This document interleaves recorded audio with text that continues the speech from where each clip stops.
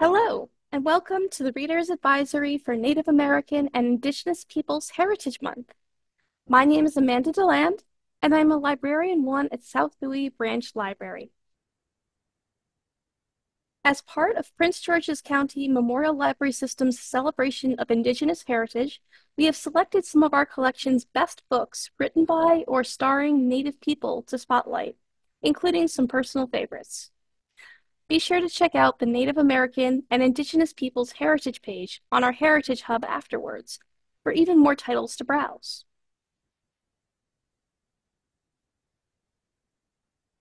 Before we begin, as residents of Prince George's County, we would like to acknowledge that we gather on the traditional lands of the Mattaponiant, the Patuxent, the Piscataway, the Moyoan, the Pamunkey, and the past and present, and honor with gratitude the land itself and the people who have stewarded it throughout the generations.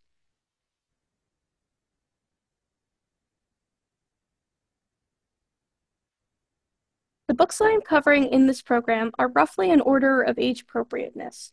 Each section will have a list of the titles covered at the beginning, so if you want to skip to a section that interests you, look for that list of books. This is part 2 of our titles this year. This video covers the teen and adult Native American and Indigenous Peoples books. The Easy and Juvenile Reader's Advisory was released 1 week ago on this channel. The full list of all titles discussed will be available at the end of the program.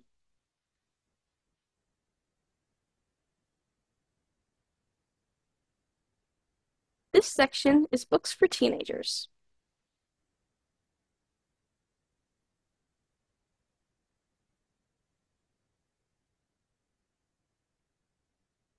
Ahiahia the Orphan by Levi Ilyutak. After his parents are brutally murdered, Ahiahia is raised by his grandmother in a camp surrounded by enemies. His grandmother knows that eventually the camp will turn on Ahiahia, just as it did his parents, so she chants a protection chant over the clothing that she lovingly sews for him, over the amulet and necklace she gives him, even over the dog that is his companion. When he is attacked, Ahiahia must use his agility, hunting skills, and the protection imparted by his grandmother to stay alive. This traditional story is retold by Kugaruk elder Levi Ilyutuk and illustrated in a comic book style by Nate Wells, giving life to an ancient story for new generations to enjoy.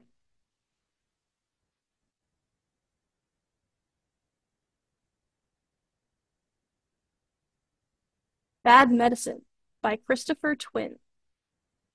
After wandering out to the river near their homes, 5 teens decide to build a fire and exchange horror stories. Chad begins by telling the group about an unfortunate fisher who encountered a cluster of small, malevolent creatures while navigating the river in his canoe. Attempting to defend himself, Carl lashed out with an oar, and his world changed forever. One by one, the teens try to outdo each other, and the evening evolves into an impromptu storytelling competition.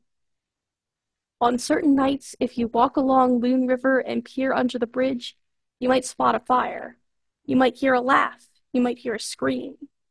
If you edge closer, and the conditions are just right, your view of the river will melt away into the inky black beyond the firelight. Not to worry, the echoes of rushing water will help you find your way back. Or will they?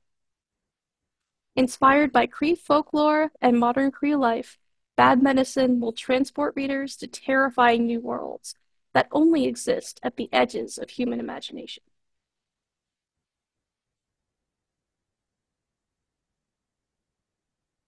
A Constellation of Minor Bears by Jen Ferguson. Before that awful Saturday, Molly used to be inseparable from her brother, Hank, and his best friend, Trey. The indoor climbing accident that left Hank with a traumatic brain injury filled Molly with anger. While she knows the accident wasn't Trey's fault, she will never forgive him for being there and failing to stop the damage. But she can't forgive herself for not being there either. Determined to go on the trio's post-graduation hike of the Pacific Crest Trail, even without Hank, Molly packs her bag. But when her parents put Trey in charge of looking out for her, she is stuck backpacking with the person who incites her easy anger. Despite all her planning, the trail she'll walk has a few more twists and turns ahead.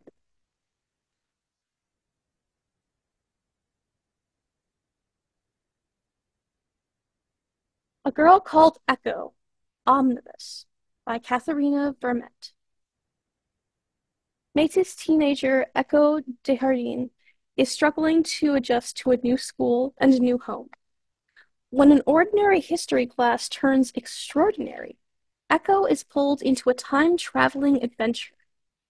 Follow Echo as she experiences pivotal events from Métis history and imagines what the future might hold. This special omnibus edition includes all 4 volumes in Katharina Vermette's best-selling series and features an all-new foreword by Chantal Viola, a historical timeline, and an essay about Métis being and belonging by Brenda McDougall.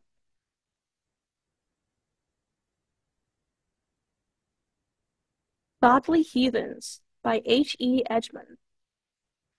Jem Eccles is a non-binary Seminole teen living in the tiny town of Gracie, Georgia. Known for being their peers' queer awakening, Jem leans hard on charm to disguise the anxious mess they are beneath. The only person privy to their authentic self is another trans kid, Enzo, who's 1,000 long, painful miles away in Brooklyn. But even Enzo doesn't know about Jem's dreams, haunting visions of magic and violence that have always felt too real. So how the hell does Willa Mae Hardy? The strange new girl in town acts like she and Jem are old companions, and seems to know things about them they've never told anyone else. When Jem is attacked by a stranger claiming to be the goddess of death, Willa Mae saves their life and finally offers some answers. She and Jem are reincarnated gods who've known and loved each other across lifetimes. But Jem, or at least who Jem used to be, hasn't always been the most benevolent deity. They've made a lot of enemies in the Pantheon. Enemies who, like the goddess of death, will keep coming. It's a good thing they've still got Enzo, but as worlds collide and the past catches up with the present, Jem will discover that everyone has something to hide. Also available at Prince George's County is Merciless Saviors, the sequel to Godly Heathens.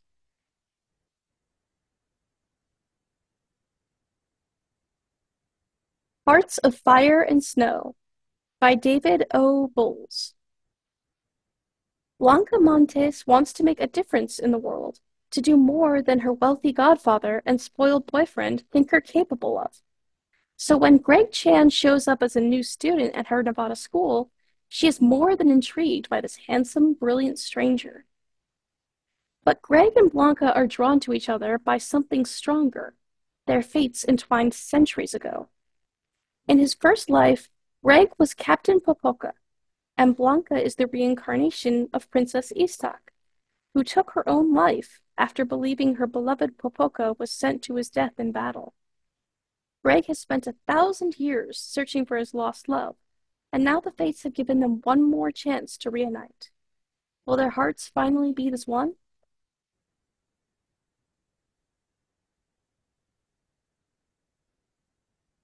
Indigenous, Tales from Modern Indigenous Life, edited by Alina Pete.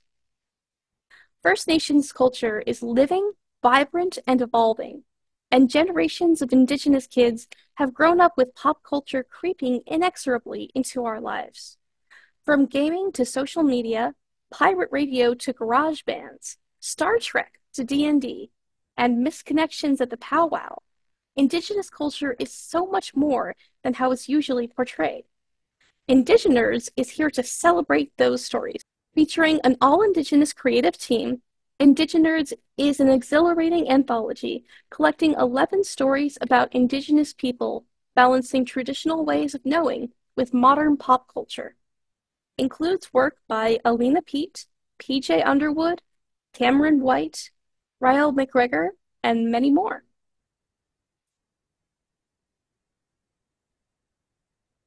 Into the Bright Open A Secret Garden remix by Sherry Dimily. Mary Lennox didn't think about death until the day it knocked politely on her bedroom door and invited itself in. When a terrible accident leaves her orphaned at 15, she is sent to the wilderness of the Georgian Bay to live with an uncle she's never met.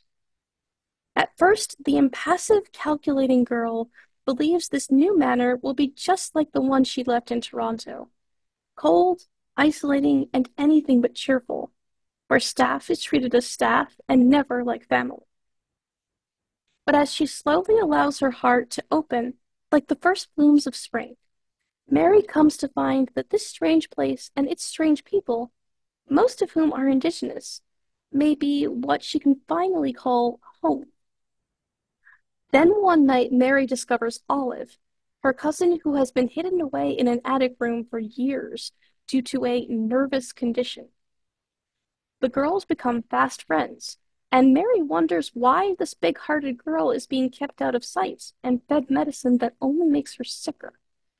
When Olive's domineering stepmother returns to the manor, it soon becomes clear that something sinister is going on. With the help of a charming, intoxicatingly vivacious Métis girl named Sophie, Mary begins digging further into family secrets, both wonderful and horrifying, to figure out how to free Olive. And some of the answers may lie within the walls of a hidden, overgrown, and long-forgotten garden the girls stumble upon while wandering the wilds.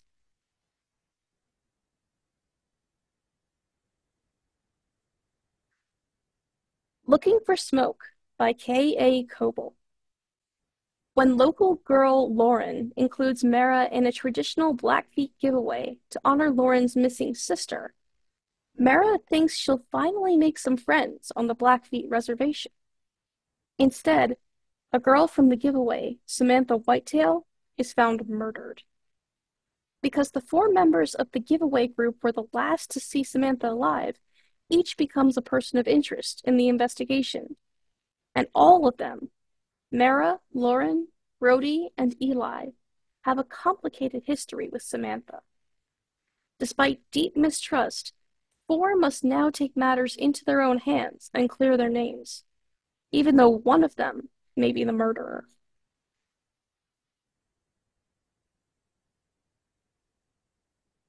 The Prince and the Coyote by David Bowles. Mexico, 1418. Meet Prince Acolmistli, Puma of the Alcohol people, heir to his father's throne. Half Alcohon, half Mexica. Singer, warrior, poet, 16 years old. And now betrayed. A palace plot, placed by the deadly Tepaneca Empire, kills his mother and siblings, puts his father's army into retreat, and sends Prince Acolmistli into a treacherous exile. Battling hunger, snow-swept mountains, and the machinations of the city-states all around him, Prince Acolmistli vows revenge.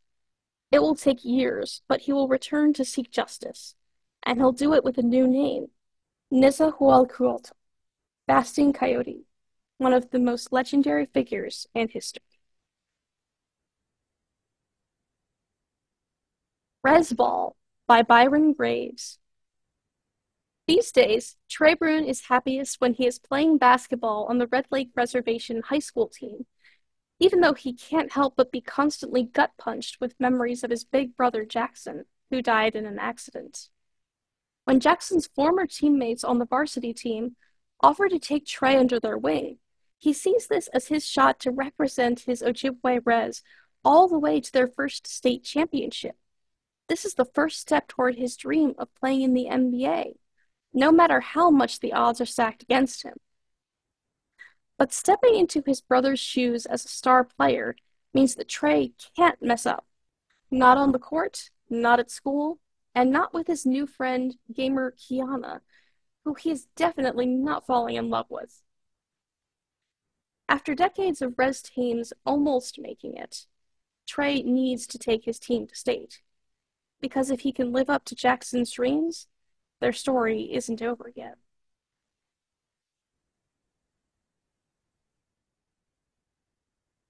The Res Doctor by Git's Crazy Boy. Young Ryan Fox gets good grades, but he's not sure what he wants to be when he grows up. It isn't until he meets a Blackfoot doctor during a school assembly that he starts to dream big. However, becoming a doctor isn't easy. University takes Ryan away from his family and the Six Sakai Sitapi community, and without their support, he begins to struggle. Faced with more stress than he's ever experienced, he turns to partying. Distracted from his responsibilities, his grades start to slip. His bills pile up. Getting into med school feels impossible, and now his beloved uncle is in jail. Can Ryan regain his footing to walk the path he saw so clearly as a boy? This inspiring graphic novel for young adults is based on a true story. Shane Allende by Darcy Littlebadger. Shane works with her mother and their ghost dogs, tracking down missing persons even when their families can't afford to pay.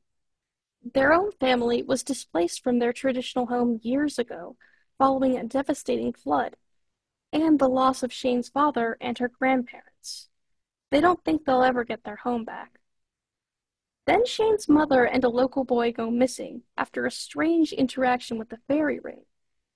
Shane, her brother, her friends, and her lone surviving grandparent, who isn't to be trusted, set off on the road to find them. But they may not be anywhere in this world, or this place in time. Nevertheless, Shane is going to find them. This prequel to Elatsoe, centered on Ellie's grandmother, deepens and expands Darcy Littlebadger's one-of-a-kind world, and introduces us to another cast of characters that will wend their way around readers' hearts. Surviving the City, Volume 3, We Are the Medicine, by Tasha Spillett. Miquan and Des are in their final year of high school. Poised at the edge of the rest of their lives, they have a lot to decide on. Miquan and her boyfriend Riel are preparing for university, but Des isn't sure if that's what they want for their future. Grief and anger take precedence over their plans after the remains of 215 children are found at a former residential school in British Columbia. The teens struggle with feelings of helplessness in the face of injustice. Can they find the strength to channel their frustration into action towards a more hopeful future? We Are the Medicine is the moving final volume of the best-selling Surviving the City series. This Indian Kid, a Native American memoir by Eddie Chocolat. Granny was full-blooded Creek, but the Bureau of Indian Affairs insisted she was 15/16. She showed her card to me. I'd sit at the kitchen table and stare at her when she was eating, wondering how you can be a 16th of anything. Growing up impoverished and shuttled between different households, it seemed life was bound to take a certain path for Eddie Chocolat.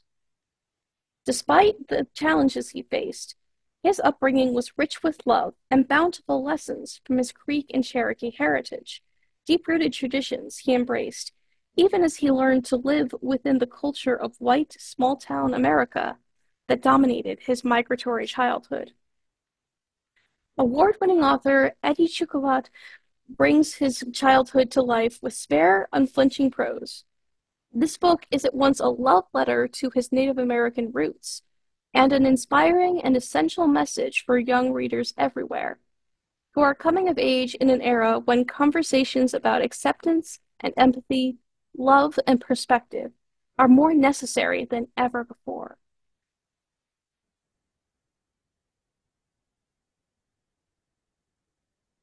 The Unfinished by Cheryl Isaacs. When small-town athlete Avery's morning run leads her to a strange pond in the middle of the forest, she awakens a horror the townspeople of Crooks Falls have long forgotten. The Blackwater has been waiting, watching, hungry for the souls it needs to survive. Avery can smell the water, see it flooding everywhere. She thinks she's losing her mind. And as the black water haunts Avery, taking a new form each time, people in town begin to go missing. Though Avery had heard whispers of monsters from her Kanyen Kehaka Mohawk relatives, she has never really connected to her indigenous culture or understood the stories. But the elders she has distanced herself from now may have the answers she needs. When Key, her best friend and longtime crush, is the next to disappear, Avery is faced with a choice. Listen to the Kanyen Kehaka and save the town, but lose her friend forever, or listen to her heart and risk everything to get Key back.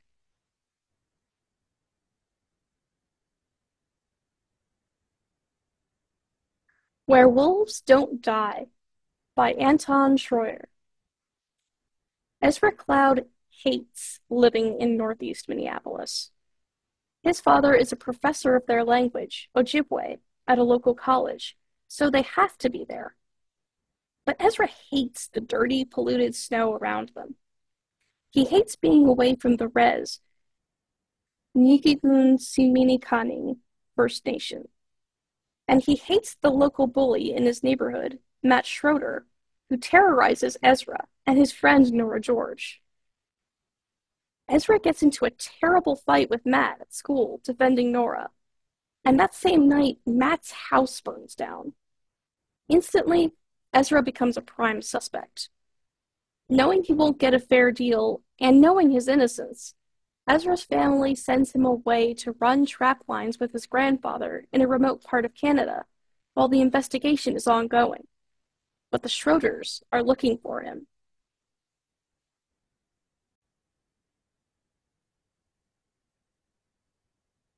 This section is books for adults.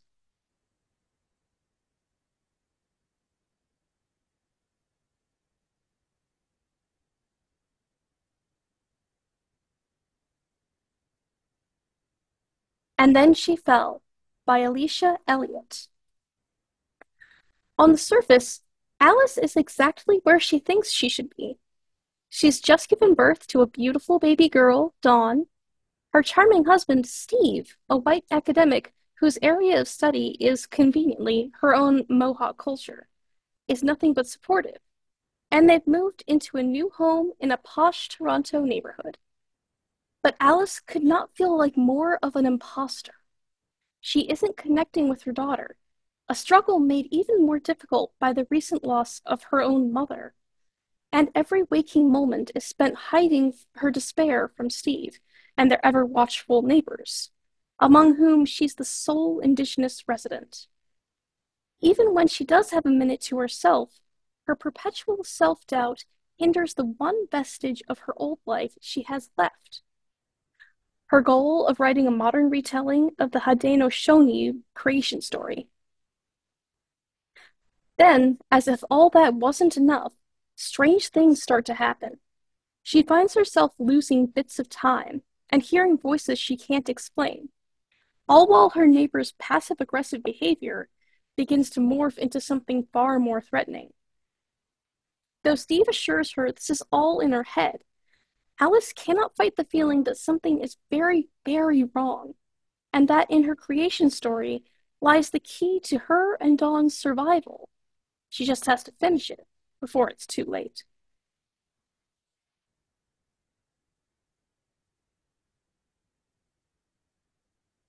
The Angel of Indian Lake by Stephen Graham Jones. It's been 4 years in prison since Jade Daniels last saw her hometown of Proof Rock, Idaho, the day she took the fall, protecting her friend Letha and her family from incrimination. Since then, her reputation and the town have changed dramatically.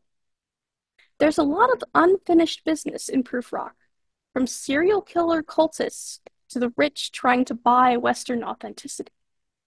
But there's one aspect of Proof Rock no one wants to confront until Jade comes back to town. The curse of the Lake Witch is waiting, and now is the time for the final stand.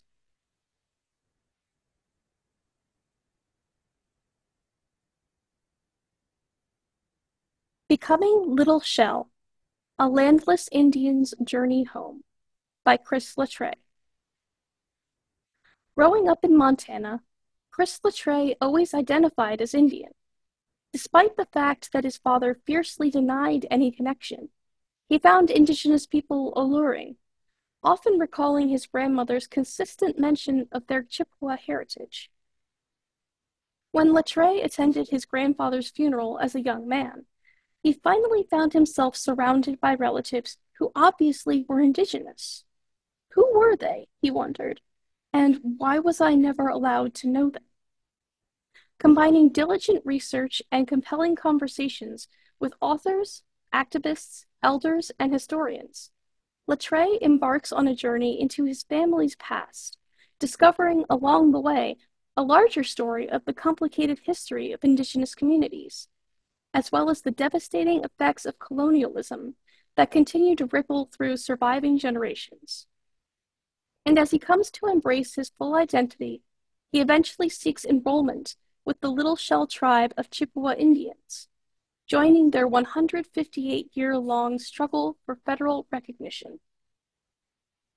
Both personal and historical, Becoming Little Shell is a testament to the power of storytelling, to family and legacy, and to finding home.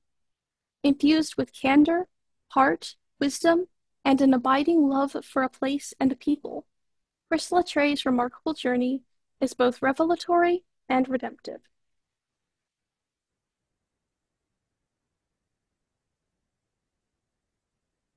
Becoming Story, A Journey Among Seasons, Places, Trees, and Ancestors by Greg Sarris. For the first time in more than 25 years, Greg Sarris, whose novels are esteemed alongside those of Louise Erdrich and Stephen Graham Jones, presents a book about his own life. In Becoming Story, he asks, what does it mean to be truly connected to the place you call home? To walk where innumerable generations of your ancestors have walked? And what does it mean when you dedicate your life to making that connection even deeper? Moving between his childhood and the present day, Sarris creates a kaleidoscopic narrative about the forces that shaped his early years and his eventual work as a tribal leader. He considers the deep past, historical traumas, and possible futures of his homeland. His acclaimed storytelling skills are in top form here, and he charts his journey in prose that is humorous, searching, and profound. Described as jewel-like by the San Francisco Chronicle, Becoming Story is also a gently powerful guide in the art of belonging to the place where you live.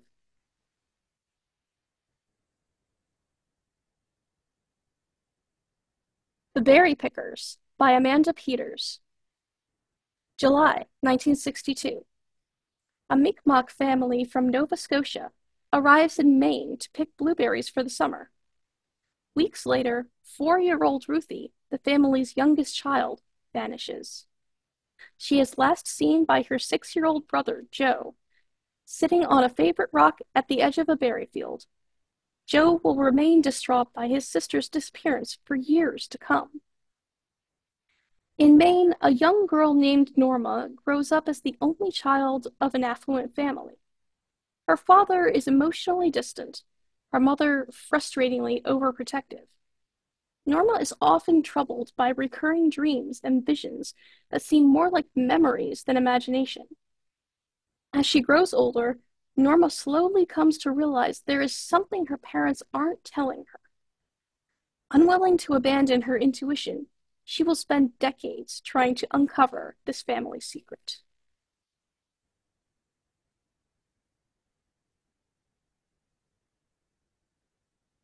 Blood Sisters by Vanessa Lilly. As an archaeologist for the Bureau of Indian Affairs, Sid Walker spends her days in Rhode Island, trying to protect the land's indigenous past, even as she's escaping her own. While Sid is dedicated to her job, she's haunted by a night of violence she barely escaped in her Oklahoma hometown 15 years ago. Though she swore she'd never go back, the past comes calling. When a skull is found near the crime scene of her youth, Just as her sister Emma Lou vanishes, Sid knows she must return home. She refuses to let her sister's disappearance or the remains go ignored, as so often happens in cases of missing Native women. But not everyone is glad to have Sid home, and she can feel the crosshairs on her. Still, the deeper Sid digs, the more she uncovers about a string of missing Indigenous women cases going back decades. To save her sister, she must expose a darkness in the town that no one wants to face, not even Sid.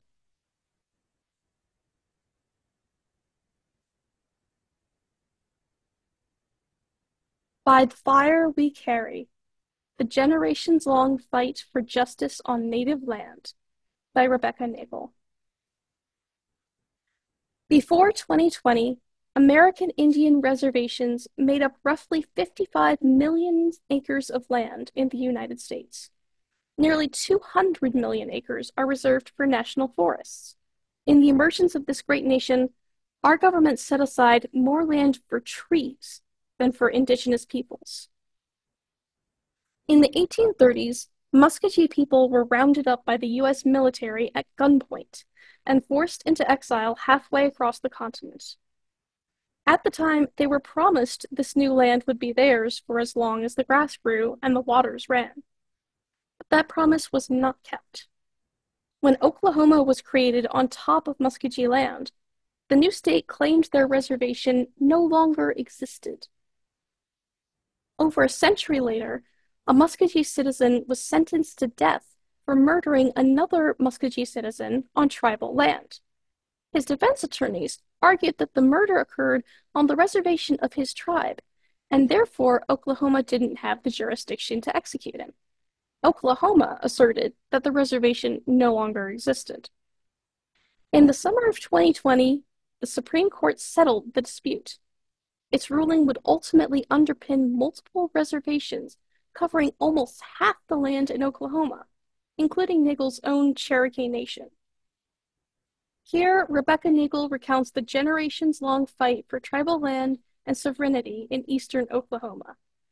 By chronicling both the contemporary legal battle and historic acts of indigenous resistance, By the Fire We Carry stands as a landmark work of American history. The story it tells exposes both the wrongs that our nation has committed and the Native-led battle for justice that has shaped our country.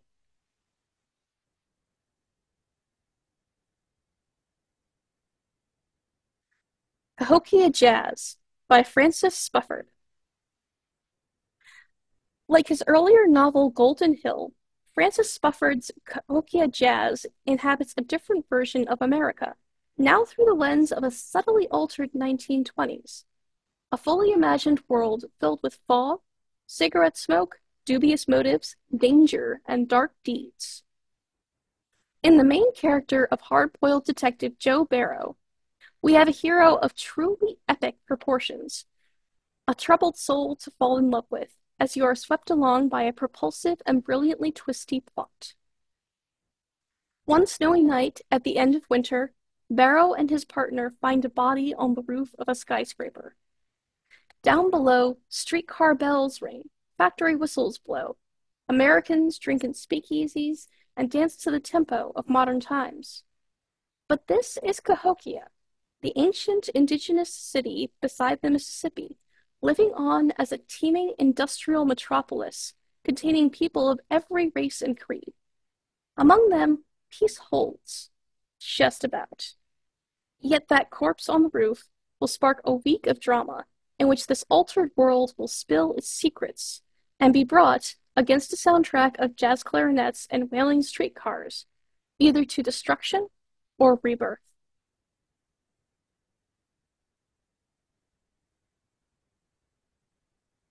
The Cherokee Rose, a novel of gardens and ghosts, by Tia Miles. Conducting research for her weekly history column, Jinx, a free-spirited Muscogee or Creek historian, travels to Hold House, a Georgia plantation originally owned by Cherokee Chief James Hold, to uncover the mystery of what happened to a tribal member who stayed behind after Indian removal, when Native Americans were forcibly displaced from their ancestral homelands in the 19th century.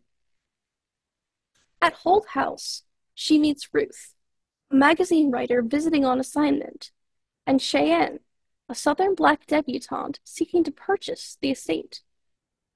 Hovering above them all is the spirit of Mary Ann Battis, the young Indigenous woman who remained in Georgia more than a century earlier.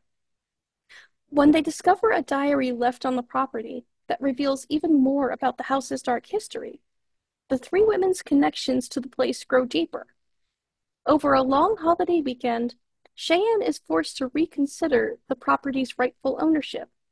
Jinx re-examines assumptions about her tribe's racial history, and Ruth confronts her own family's past traumas before surprising herself by falling into a new romance.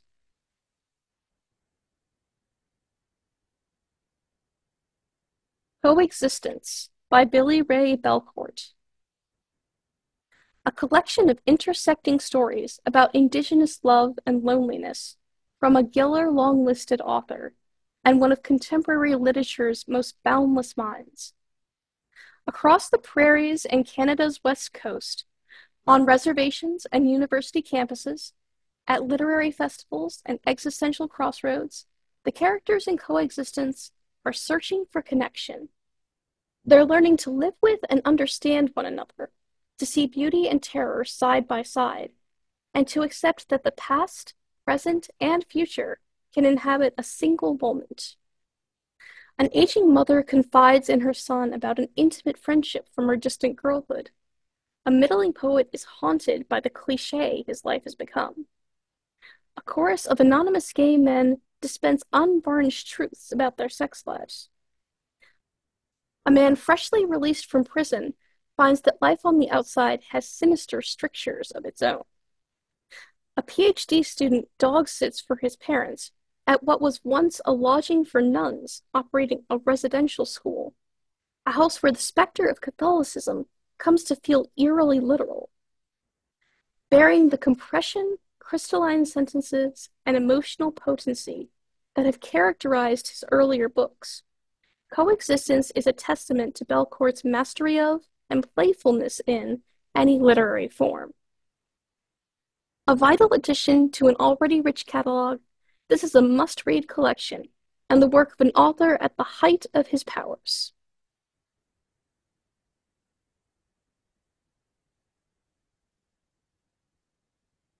Corn Dance, Inspired First American Cuisine by Loretta Barrett Oden. Growing up in Shawnee, Oklahoma, among a host of grandmothers and aunties, Loretta Barrett Oden learned the lessons and lore of Potawatomi cooking, along with those of her father's family, whose ancestors arrived on the Mayflower.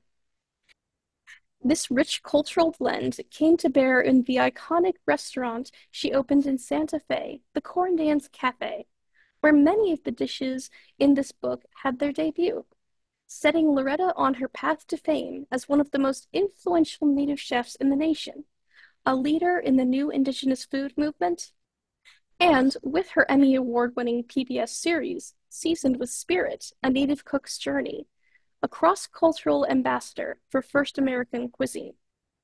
Corn Dance tells the story of Loretta's journey and of the dishes she created along the way, alongside recipes that combine the flavors of her Oklahoma upbringing and Indigenous heritage with the Southwest flair of her Santa Fe restaurant. Loretta offers entertaining and edifying observations about ingredients and cooking culture. What kind of quail might turn up in your vicinity, for instance? What to do with piñon nuts, sumac or nopales, cactus paddles? When to add a bunch of pine needles or a small bunch of cedar to your braise?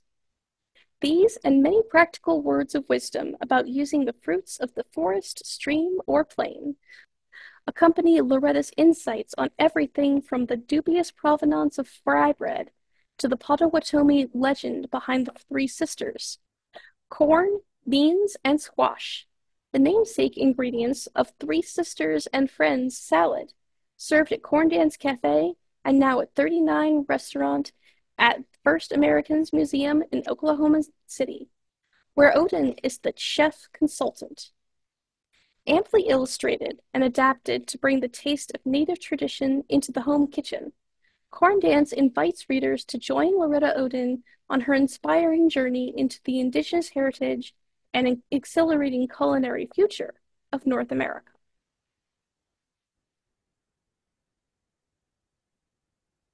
Earth Divers, Volumes 1 and 2, by Stephen Graham Jones. The year is 2112, and it's the apocalypse exactly as predicted. Rivers receding, oceans rising, civilization crumbling. Humanity has given up hope, except for a group of indigenous outcasts who have discovered a time travel portal in a cave in the desert and figured out where everything took a turn for the worst: America. Convinced that the only way to save the world is to rewrite its past, they send one of their own, a reluctant linguist named Tad, on a bloody one-way mission to 1492 to kill Christopher Columbus before he reaches the so-called New World. But there are steep costs to disrupting the timeline, and taking down an icon isn't an easy task for an academic with no tactical training and only a wavering moral compass to guide him. As the horror of the task ahead unfolds, and Tad's commitment is tested, his actions could trigger a devastating new fate for his friends and the future. Prince George's County Memorial Library System also has Volume 2 of Earth Divers.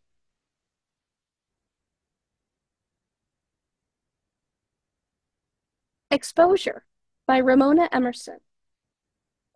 In Gallup, New Mexico, where violent crime is 5 times the national average, a serial killer is operating unchecked. His targets? Indigent native people whose murders are easily disguised as death by exposure on the frigid winter streets. He slips unnoticed through town, hidden in plain sight by his unassuming nature, while the voices in his head guide him toward a terrifying vision of glory. As the Gallup detectives struggle to put the pieces together, they consider calling in a controversial specialist to help.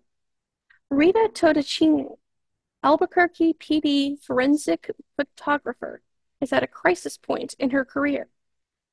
Her colleagues are watching her with suspicion after the recent revelation that she can see the ghosts of murder victims. Her unmanageable caseload is further complicated by the fact that half the department has blacklisted her for ratting out a corrupt fellow cop. And back home in Tohatchi on the Navajo reservation, Rita's grandma is getting older. Maybe it's time for her to leave police work behind entirely, if only the ghosts will let her. Fire Exit by Morgan Talty. From the porch of his home, Charles Lamisway has watched the life he might have had unfold across the river on Maine's Penobscot Reservation. On the far bank, he caught brief moments of his neighbor Elizabeth's life, from the day she came home from the hospital to her early 20s. But there's always been something deeper and more dangerous than the river that divides him from her and the rest of the tribal community. It's the secret that Elizabeth is his daughter, a secret Charles is no longer willing to keep. Now it's been weeks since he's seen Elizabeth, and Charles is worried. As he attempts to hold on to and care for what he can, his home and property, his alcoholic, quick-tempered, and big-hearted friend Bobby, and his mother, Louise, who is slipping ever deeper into dementia, he becomes increasingly haunted by his past. Forced to confront a lost childhood on the reservation, a love affair cut short, and the death of his beloved stepfather, Frederick, in a hunting accident, a death he and Louise are at odds over as to where to place the blame, Charles contends with questions he's long been afraid to ask. Is his secret about Elizabeth his to share? And would his daughter want to know the truth, even if it could cost her everything she's ever known?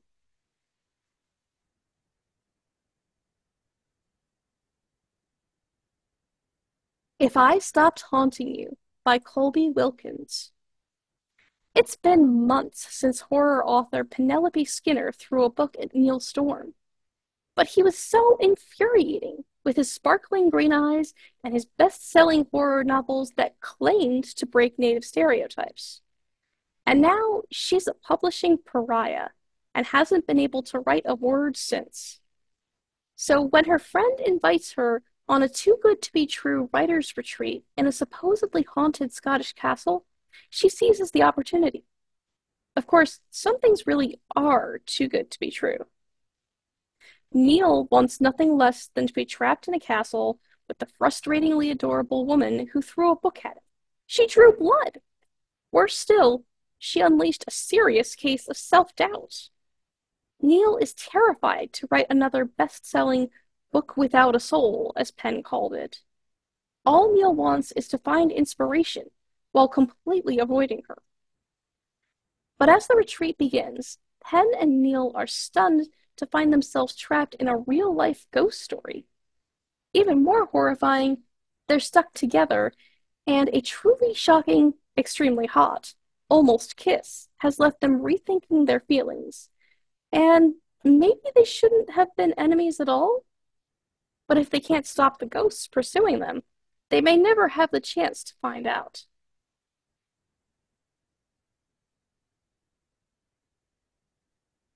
Indian Burial Ground by Nick Medina. A man lunges in front of a car.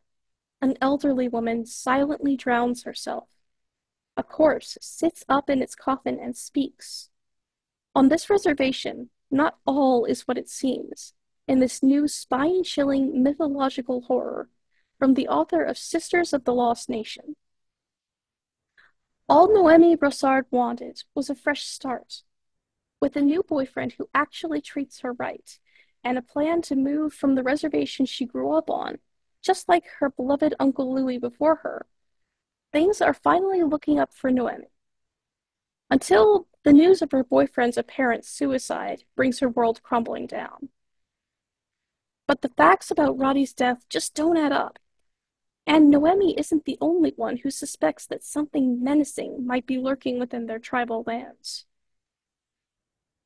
After over a decade away, Uncle Louis has returned to the reservation, bringing with him a past full of secrets, horror, and what might be the key to determining Roddy's true cause of death. Together, Noemi and Louis set out to find answers, but as they get closer to the truth, Noemi begins to wonder whether it might be best for some secrets to remain buried.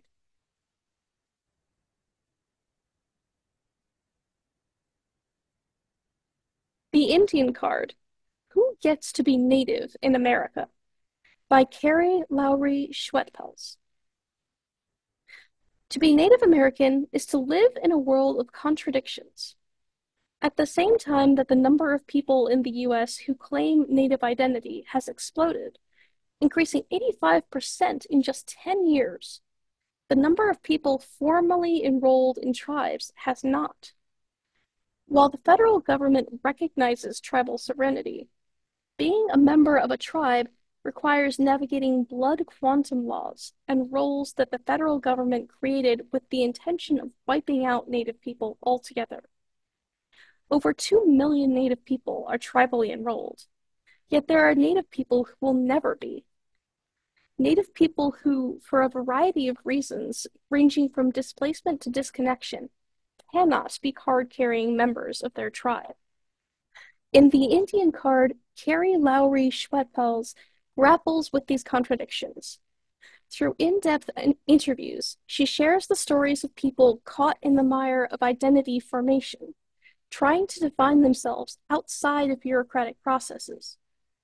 With archival research, she pieces together the history of blood quantum and tribal roles, and federal government intrusion on Native identity making.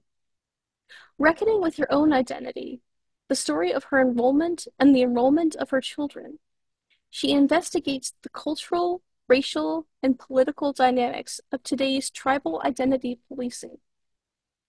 With this intimate perspective of the ongoing fight for Native sovereignty, the Indian Card sheds light on what it looks like to find a deeper sense of belonging.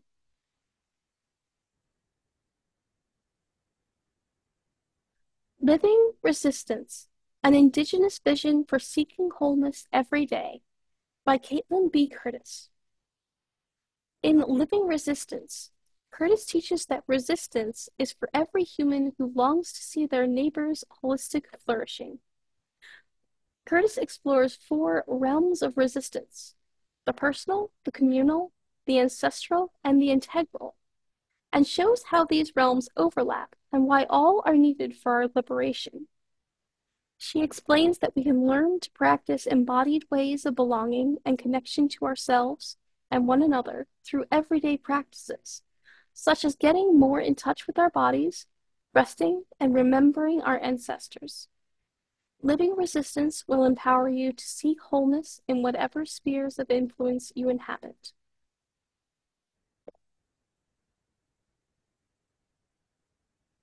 Lost Birds by Anne Hillerman. Joe Leaphorn may be long retired from the Navajo Tribal Police, but his detective skills are still sharp, honed by his work as a private detective. His experience will be essential to solve a compelling new case: finding the birth parents of a woman who was raised by a Bilagana family, but believes she is Diné based on one solid clue: an old photograph with a classic Navajo child's blanket. Leaphorn discovers that his client's adoption was questionable, and her adoptive family not what they seem. His quest for answers takes him to an old trading post and leads him to a deadly cache of long-buried family secrets. As that case grows more complicated, Leaphorn receives an unexpected call from a person he met decades earlier. Cecil Bowleg's desperation is clear in his voice, but just as he begins to explain, the call is cut off by an explosion, and Cecil disappears. True to his nature, Leaphorn is determined to find the truth, even as the situation grows dangerous. Exploring the emotionally complex issues of adoption of Indigenous children by non-Native parents, Anne Hillerman discovers another thought-provoking, gripping mystery that brings to life the vivid terrain of the American Southwest, its people, and the lore and traditions that make it distinct.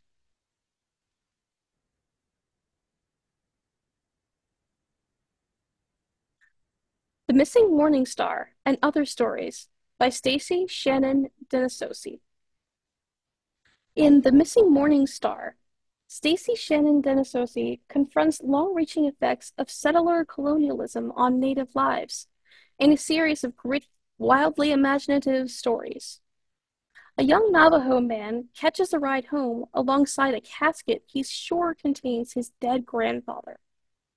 A gas station clerk witnesses the kidnapping of the newly crowned Miss Northwestern Arizona. A young couple's search for a sperm donor raises questions of blood quantum. This debut collection grapples with a complex and painful history alongside an inheritance of beauty, ceremony, and storytelling.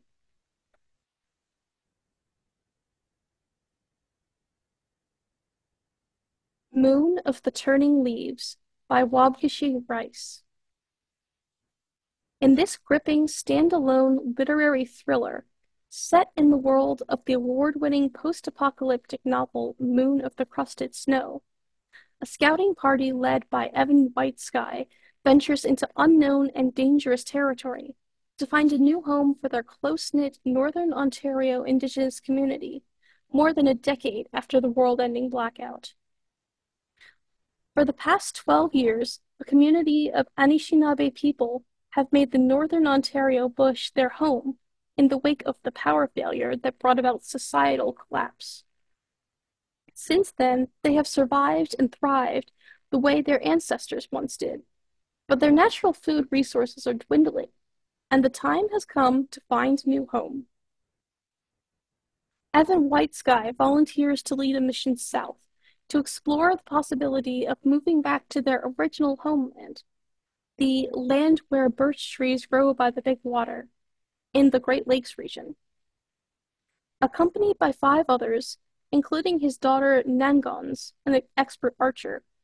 Evan begins a journey that will take him to where the Anishinaabe were once settled, near the devastated city of Gibson, a land now being reclaimed by nature. But it isn't just the wilderness that poses a threat. They encounter other survivors, those who, like the Anishinaabe, live in harmony with the land, and those who use violence.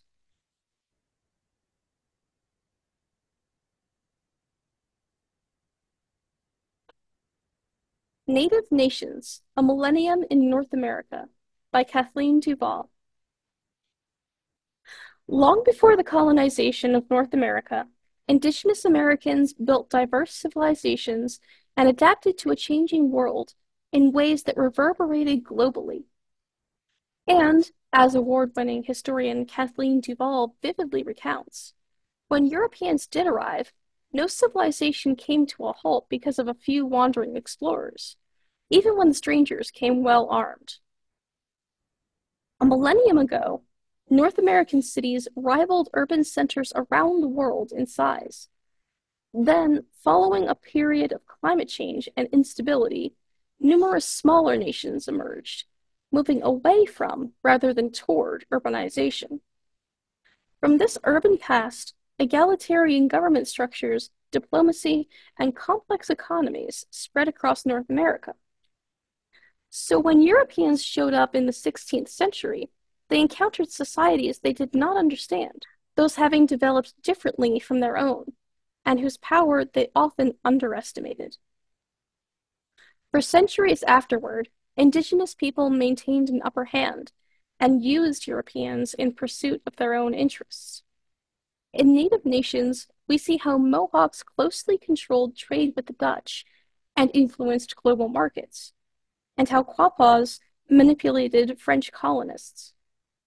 Power dynamics shifted after the American Revolution, but indigenous people continued to command much of the continent's land and resources.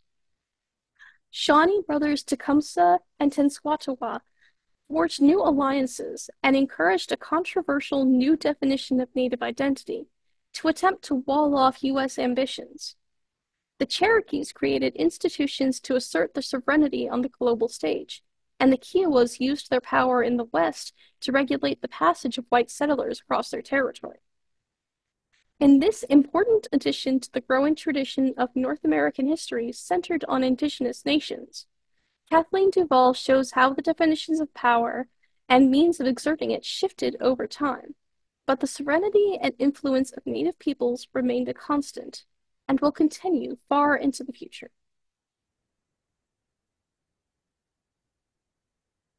Never Whistle at Night, an Indigenous dark fiction anthology, edited by Shane Hawk.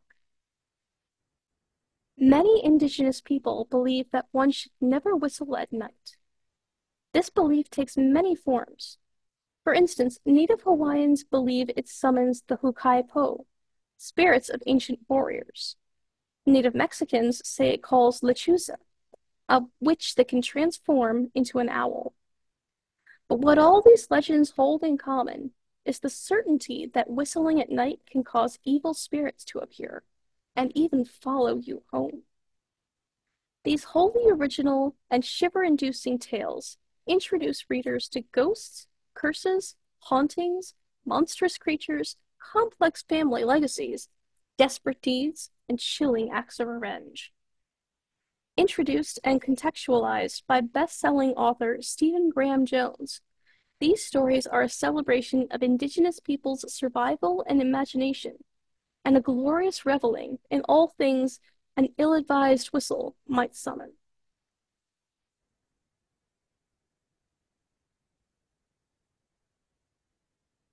The Other Ones by James C. Fournier.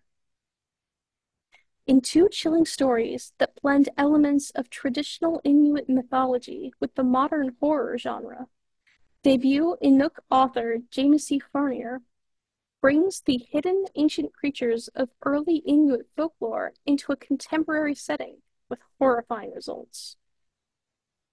In The Net, a girl and her mother arrive at their secluded cabin on a frozen lake, to find their fishing net has been attacked, a massive hole ripped through the middle.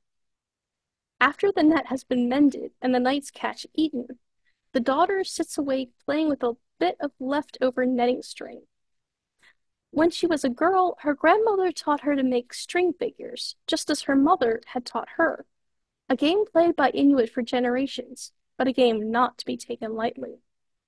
As the daughter plays late into the night and the mother sleeps, other monstrous forces are soon awakened from beneath the frozen lake. In Before Dawn, a young boy runs out onto the tundra to play with his new friend by his side, venturing far beyond his mother's rule that he not stray past the Inuksuk on the horizon. The boy's friend beckons him farther and farther, and the farther they get from home, the more the friend seems to change, until he is no longer human at all. Horrified, the boy listens to the creature's proposition: return home before dawn, or be lost forever to the other side.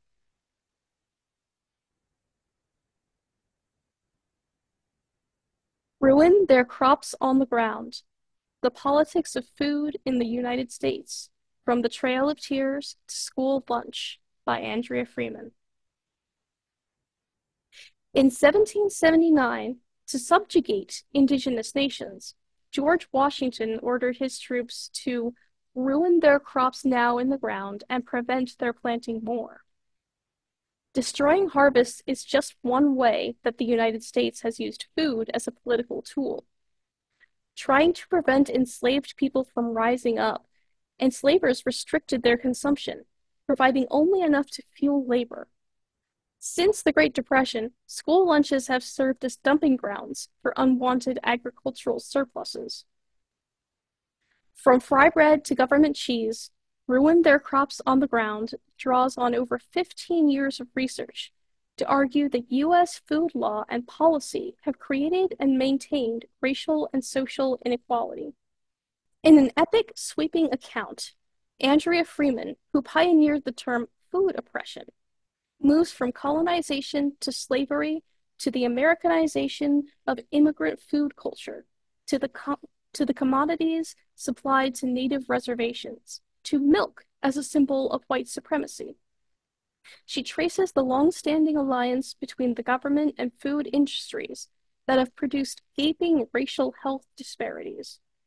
And she shows how these practices continue to this day, through the marketing of unhealthy goods that target marginalized communities, causing diabetes, high blood pressure, and premature death.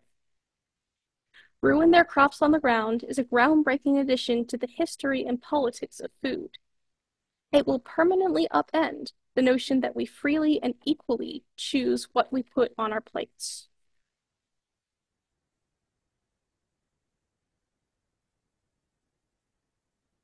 Sex, Lies, and Sensibility by Nikki Payne.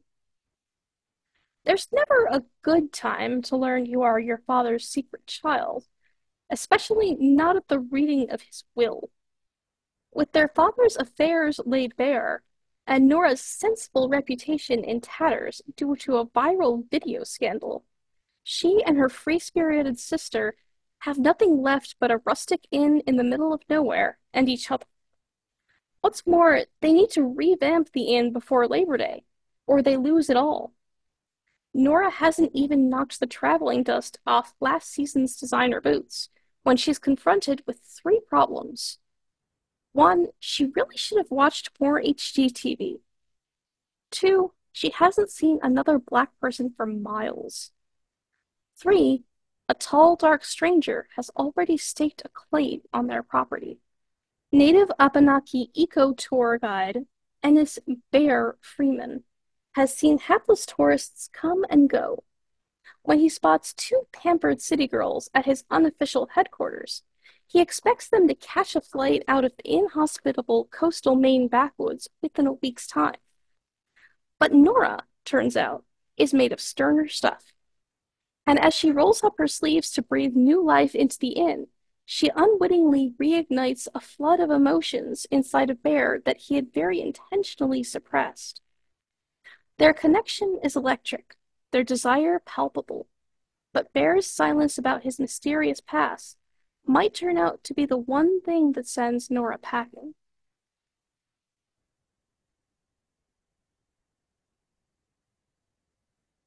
The Sky Watched, Poems of Ojibwe Lives by Linda Lagarde Grover.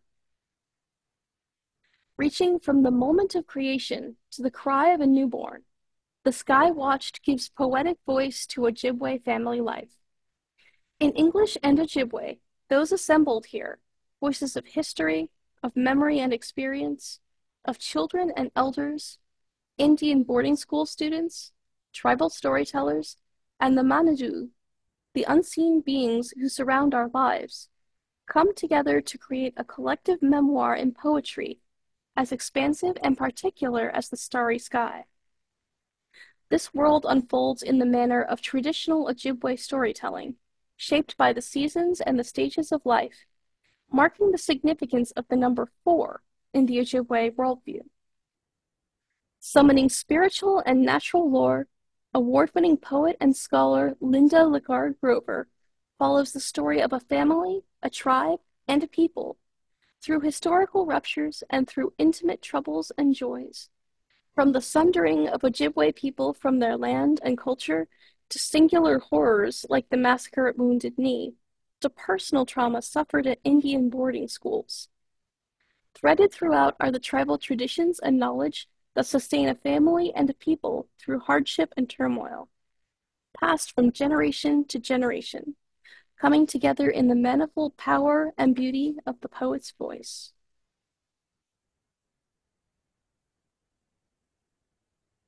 Talking with Hands, everything you need to start signing Native American hand talk, a complete beginner's guide with over 200 words and phrases, by Mike Pasatopa. In Talking with Hands, professional Native American dancer, storyteller, and educator Mike Pasatopa reveals the beauty of Plains Indian Sign Language, which was once used as a common language between the indigenous peoples of the region now known as the Great Plains of North America. The language was used for trade, but also for storytelling and by the deaf community, making it a very common and useful tool in society. Today, only a few native speakers remain. This beautifully designed book makes practicing Plains Indian Sign Language easy and engaging. Learn the proper positions and motions of this now rare language with photos and descriptions throughout the process. Follow along with diagrams to perfect your abilities. Learn how to use your hands to convey the meanings of over 200 common words. In this detailed guide, you will learn to sign words like hungry, camp, evening, angry, fire, owl, together, brave, and more. Honor and carry on the culture of the Plains peoples by learning the sign language they shared.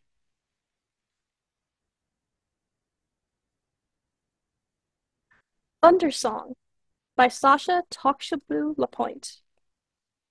The author of the award-winning memoir Red Paint returns with a razor-sharp, clear-eyed collection of essays on what it means to be a proudly queer Indigenous woman in the United States today. Drawing on a rich family archive, as well as the anthropological work of her late great-grandmother, Sasha Tokshablu Lapointe explores themes ranging from Indigenous identity and stereotypes to cultural displacement and environmental degradation to understand what our experiences teach us about the power of community, commitment, and conscientious honesty. Unapologetically punk, the essays and thunder songs segue from the miraculous to the mundane, from the spiritual to the physical, as they examine the role of art, in particular music, and community, in helping a new generation of Indigenous people claim the strength of their heritage while defining their own path in the contemporary world.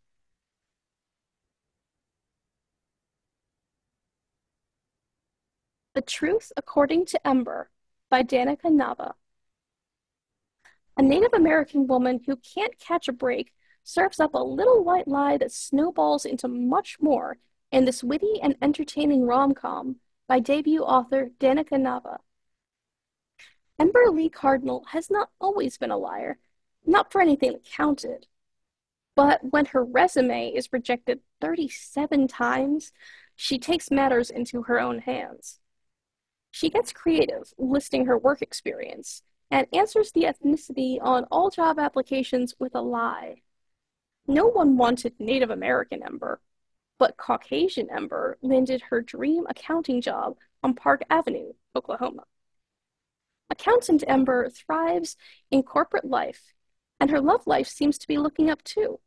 She starts to secretly date the IT guy and fellow native, Danua. But when they're caught in a compromising position on a work trip, a scheming mid-level executive threatens to expose them unless Ember manipulates the company's accounting books for him. Unwilling to allow Danua to get fired and lose the financial support he needs for his sister, Ember agrees. As the blackmail continues to grow, so do Ember's lies. She must make the hard decision to either stay silent or finally tell the truth, which could cost her everything.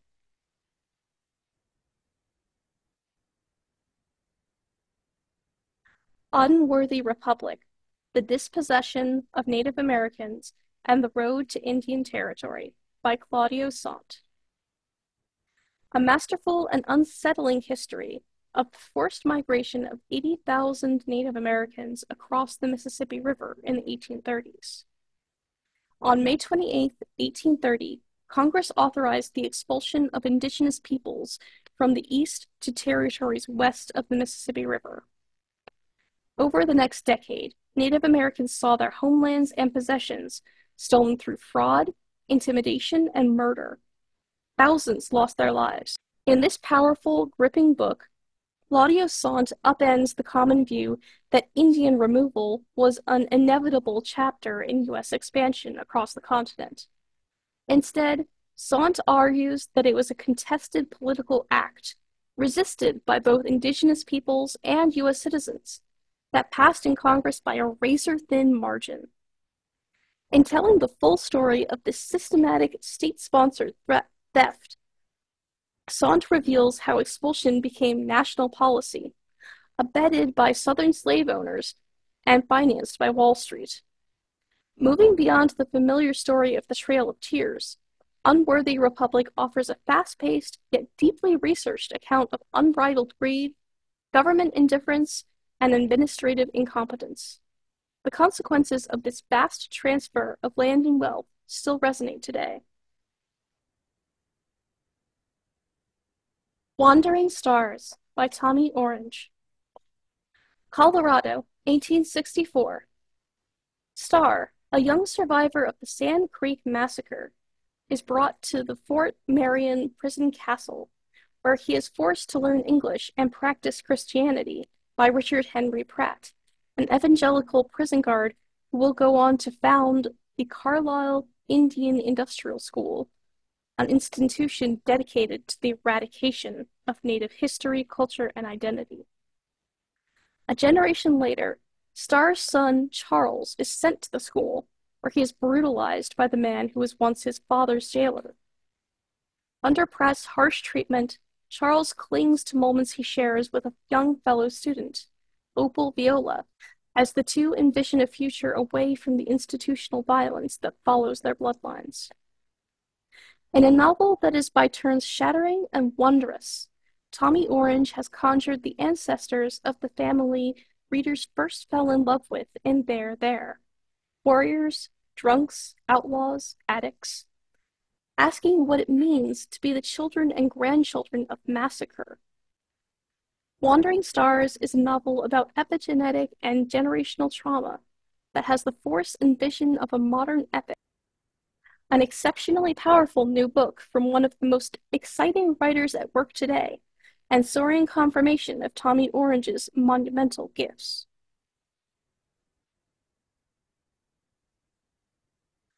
Where They Last Saw Her by Marcy R. Rendon. Quill has lived on the Red Pine Reservation in Minnesota her whole life. She knows what happens to women who look like her. Just a girl when Jimmy Skye jumped off the railway bridge and she ran for help. Quill realizes now that she's never stopped running. As she trains for the Boston Marathon early one morning in the woods, She hears a scream. When she returns to search the area, all she finds are tire tracks and a single beaded earring. Things are different now for Quill than when she was a lonely girl. Her friends Punk and Galen are two women who don't know what it means to quit. Her loving husband Crow and their two beautiful children challenge her to be better every day. So when she hears a second woman has been stolen, she is determined to do something about it, starting with investigating the group of men working the pipeline construction just north of their homes. As Quill closes in on the truth about the missing women, someone else disappears. In her quest to find justice for all the women of the reservation, she is confronted with the hard truths of their home and the people who purport to serve them. When will she stop losing neighbors, friends, family? As Quill puts everything on the line to make a difference, the novel asks searing questions about bystander culture, the reverberations of even one act of crime, and the long-lasting trauma of being considered invisible. Whiskey Tender, a Memoir by Deborah Jackson Taffa. Deborah Jackson Taffa was raised to believe that some sacrifices were necessary to achieve a better life. Her grandparents, citizens of the Quechua Nation and Laguna Pueblo tribe, were sent to Indian boarding schools run by white missionaries, while her parents were encouraged to take part in the governmental job training off the reservation.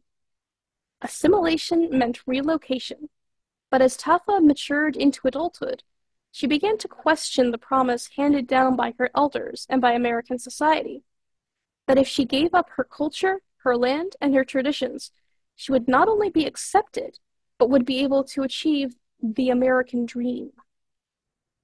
Whiskey Tender traces how a mixed-tribe native girl, born on the California Yuma Reservation and raised in the Navajo Territory in New Mexico, comes to her own interpretation of identity, despite her parents' desires for her to transcend the class and Indian status of her birth through education, and despite the Quechuan tribe's particular traditions and beliefs regarding oral and recorded histories.